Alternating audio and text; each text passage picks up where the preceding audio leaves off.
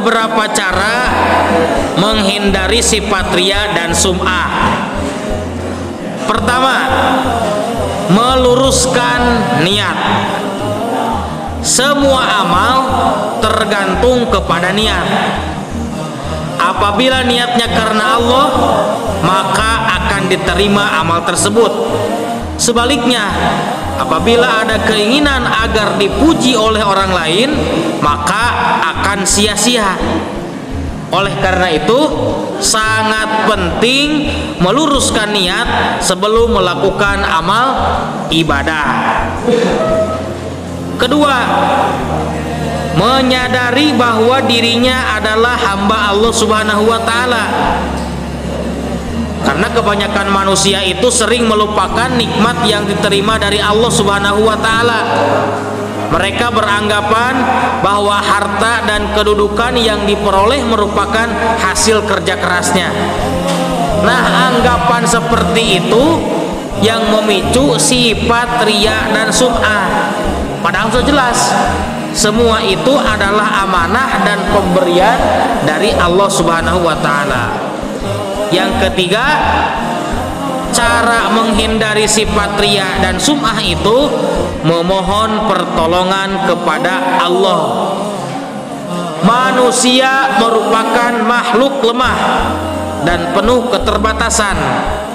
Tidak mungkin dia, seorang manusia, dapat menyelesaikan semua masalah tanpa bantuan pihak lain. Maka dari itu, mohonlah pertolongan kepada Allah. Dengan cara bagaimana? Dengan cara duit. Apa duit itu? D-nya doa, U-nya usaha, I-nya ikhtiar, T-nya tawakal. Ketika kita diberi masalah, yang pertama kali kita lakukan yaitu D yang pertama, yaitu berdoa, memohon ampunan, meminta jalan petunjuk. Setelah berdoa, U, berusaha mencari solusi, menyelesaikan pertolongan permasalahan. Lalu I, ikhtiar, cari, pilih jalan yang benar-benar baik dan halal. Terakhir T, tawakal, serahkan kepada Allah setelah kita berusaha. Itu duit gitu.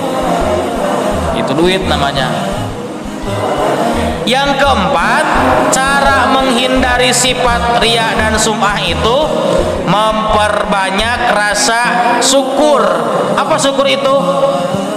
Sorful abdi ila jami'i ma anamallahu bihi ila taatillahi, menjalankan, menggunakan segala nikmat yang telah Allah berikan kepada kita, kepada manusia, dalam hal untuk menuju taat kepada Allah. Kita diberi mata oleh Allah dengan penglihatannya. Bersyukurnya dengan cara lihatkan mata kita terhadap penglihatan yang baik dan tidak menjadi kemaksiatan. Itu contohnya. Yang kelima, cara menghindari sifat riya dan sum'ah itu memperbanyak ingat kematian. Yang namanya makhluk hidup, termasuk manusia, pasti akan mengalami yang namanya mati. Dan mati tidak kenal usia, tidak kenal umur. Mau siapapun, sedang bagaimanapun, ketika ajal sudah datang, maka pasti akan menghampiri. Maka kita harus banyak ingat kematian. Artinya, ingat bahwa hidup di dunia ini hanyalah yang sementara. Lakukan banyak kebaikan, jauhi tentang keburukan. Buat apa? Buat bekal nanti setelah kematian. Yang keenam, membiasakan hidup sederhana. Jauhi hidup berpoya-poya. Hiduplah dengan sederhana.